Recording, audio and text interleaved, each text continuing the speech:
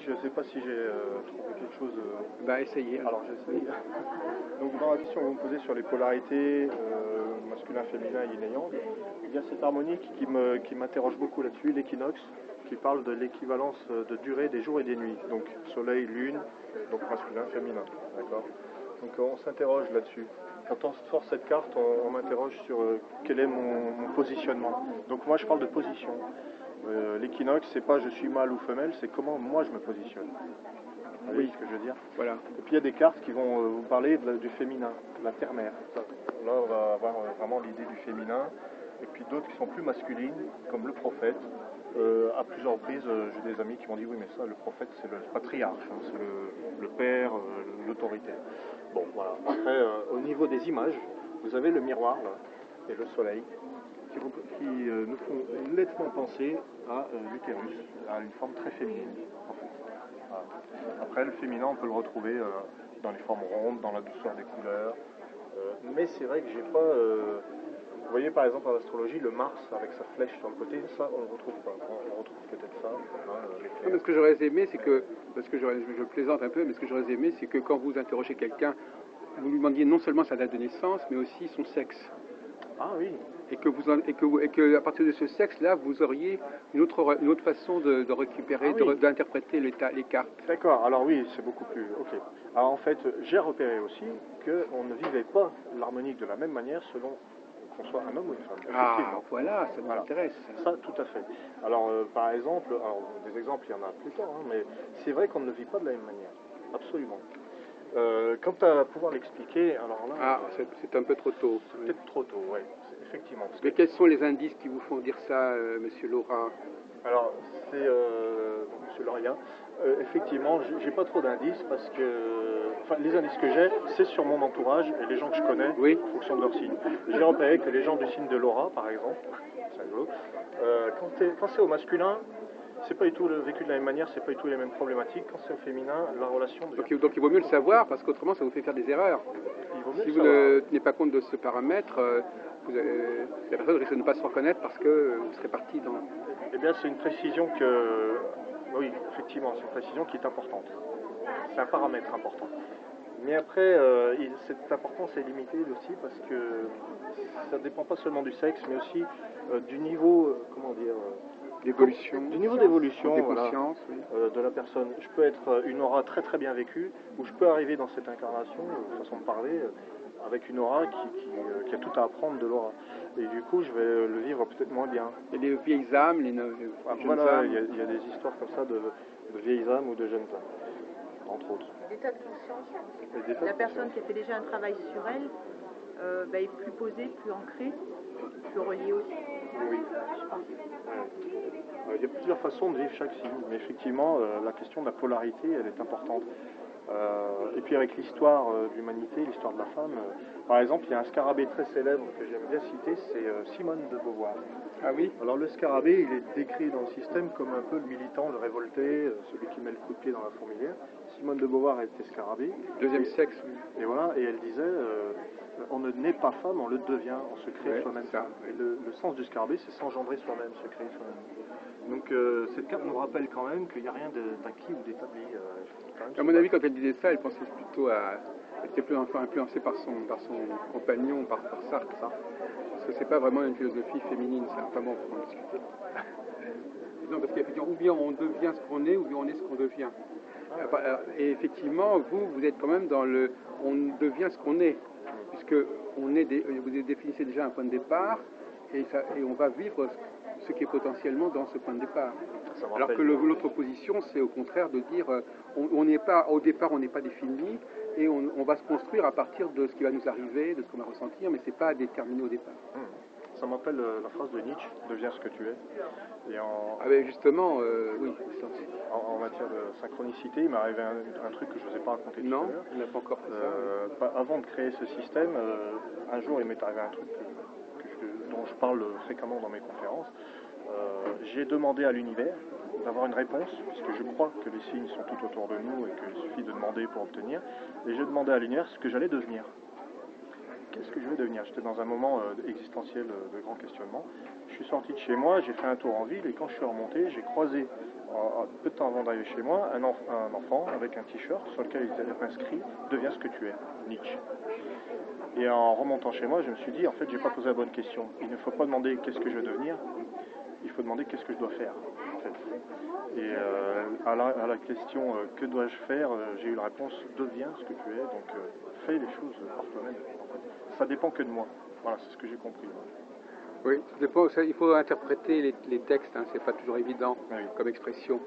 Moi, j'aurais tendance à l'interpréter. Je suis pas sûr que Nietzsche ait voulu dire ça. Ouais. Non, je ne dirais pas que Nietzsche ait voulu dire ça, mais... Non, mais tout dépend. En plus, il l'a dit en allemand, déjà.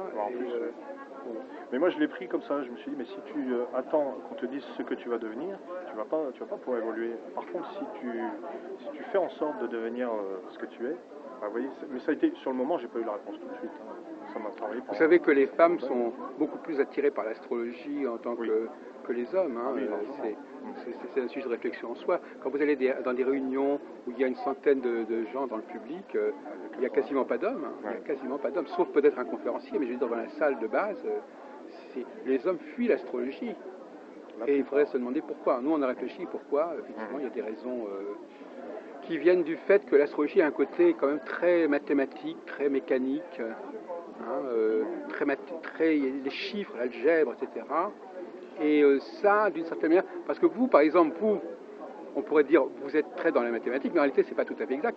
Vous en êtes arrivé là. Vous n'êtes pas parti de là. Non, du tout. Il y a des gens qui vous êtes parti de la matière brute, de la réalité brute de la vie, et vous l'avez reformulée, réduite à quelque chose d'autre. Mais il y a des gens qui font le contraire. Par exemple, les femmes, elles partent de quelque chose de très raffiné, de très déjà construit, et elles vont essayer de lui redonner une fantaisie, une nouvelle vie. Moi, je dis que toujours, l'homme tue la vie, parce que mettre sur une partition une musique, c'est déjà une façon de la tuer, quelque part.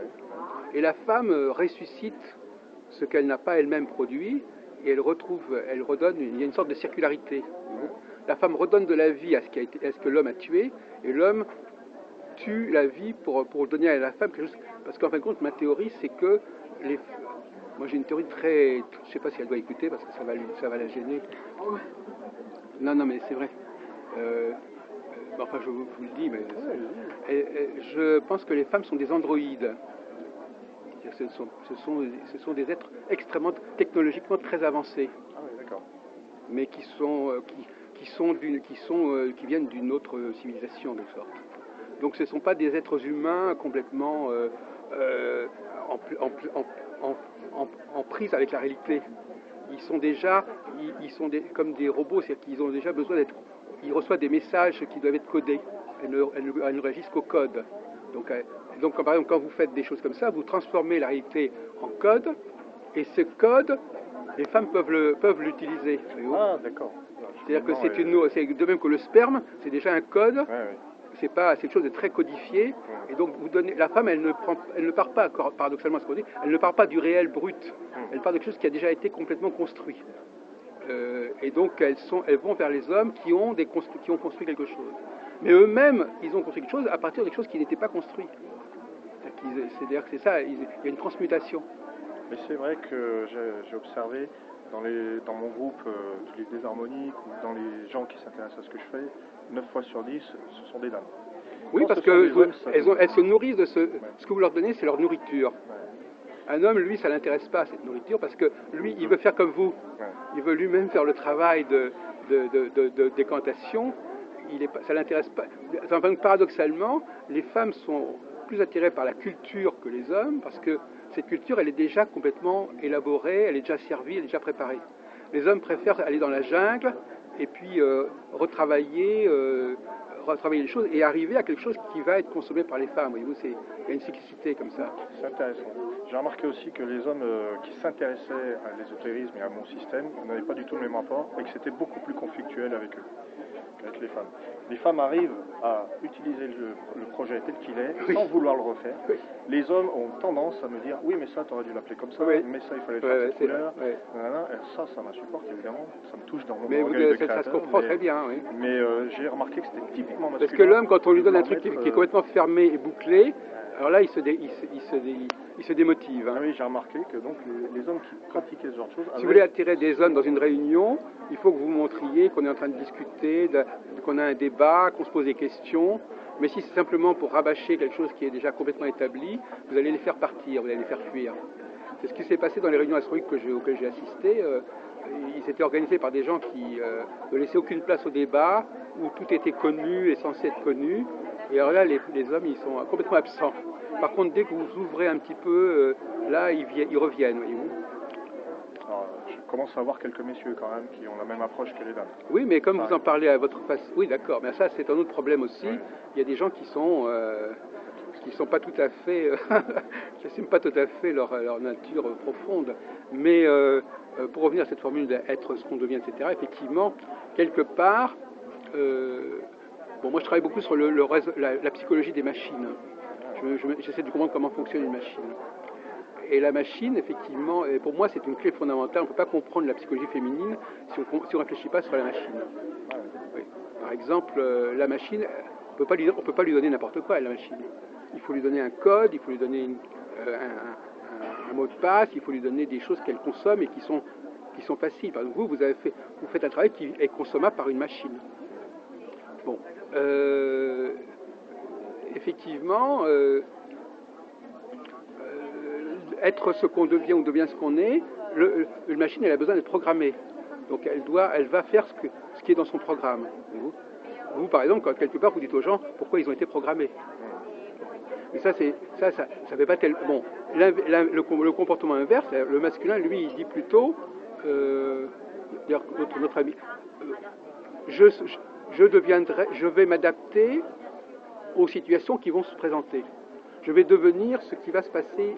Il y a une curiosité de l'inconnu, une volonté de découvrir des parties de soi-même qui n'existent pas et qui ne sont pas forcément écrites au départ, qui sont tout simplement des choses on va se construire à partir de ce qui va se présenter. C'est pour ça que tout à l'heure j'ai discuté avec une jeune femme là, qui est au stand des guérisseurs, la SPID, hein, et on n'était pas d'accord là-dessus parce que je lui disais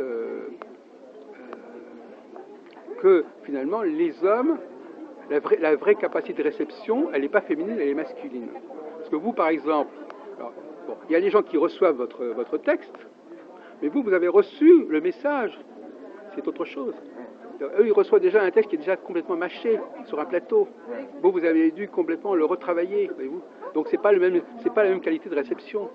La réception de la femme, c'est une réception qui est déjà complètement codifiée. Donc elle a une capacité de réception qui est très faible. Par contre, elle a une capacité d'émission considérable, contrairement à ce qu'on croit. Ouais, en fait, c'est comme s'il y avait deux réalités différentes. Oui. Finalement. Hein. Elle a une fois que vous lui avez donné ça, elle va pouvoir s'exprimer à travers ça, elle va pouvoir donner vie à ça. Elle donne vie à quelque chose que vous avez déjà... Donc c'est ça. Donc finalement, c'est pour ça que leur fonctionnement est très particulier, puisqu'en fin de compte, elles partent de quelque chose de totalement artificiel, totalement abstrait, et elle lui redonne de la chair. Vous, au contraire, vous partez de la chair et vous arrivez à l'abstraction. Donc il y a une complémentarité qui se fait comme ça. Tout à fait. J'aime beaucoup ça. Bon, enfin, je vous dis ça pour vous dire qu'on pourrait éventuellement... moi, je pense qu'en amont, il faut avoir une certaine représentation du masculin et du féminin. Autrement, on ne sait pas très bien où on va. Il faut quand même... et surtout que les mots, en plus, n'ont pas le même sens chez l'homme et la femme. Voyez-vous. Bah, d'ailleurs, oui. Donc si vous employez un mot, elle va le comprendre à sa façon.